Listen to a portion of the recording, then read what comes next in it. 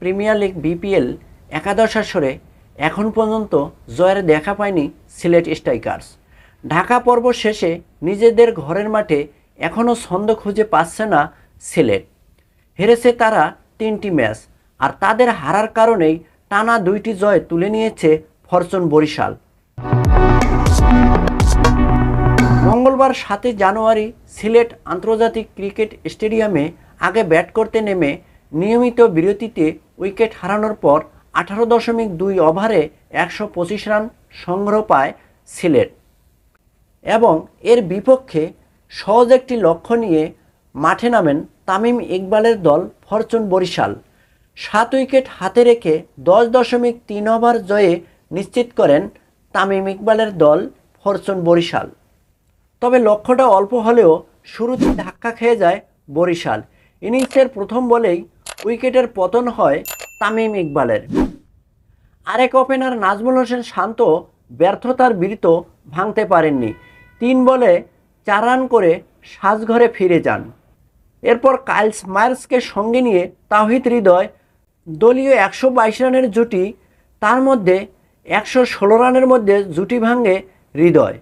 27 বলে 48 রান করে ফেরেন হৃদয়, আর 4টি ছক্কা ও 5টি চারে 31 বলে 59 রানে অপরাজিত থাকেন কাইলস মায়ার্স। এবং সিলেটের হয়ে পেসার তানজিম সাকিব 2টি করে উইকেট নেন। এর আগের ব্যাটিংয়ে নেমে শুরুটা ভালো হয়নি সিলেটের। রানের খাতা খোলার আগেই প্যাভিলিয়নে ফিরে যান ওপেনার রনি তালুকদার এবং দ্বিতীয় উইকেটে ছন্দপতন হয় আবারও সিলেটের। শাহিন আফ্রিদির বলে মাহমুদুল্লাহর মুঠোবন্দি হয়ে ফেরেন কর্নওয়াল।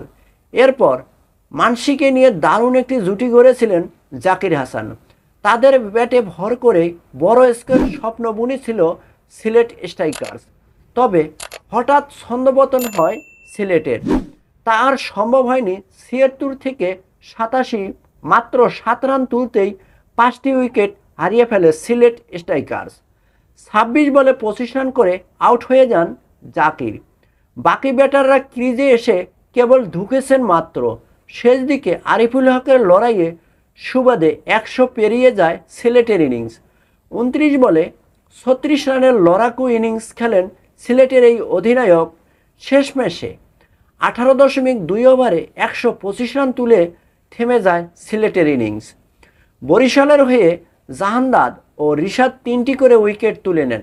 এছাড়া ফাহিম আশরাফ 2টি, কাইলস মায়ার্স এবং শাহিন আফ্রিদি 1টি করে উইকেট তুলে নেন।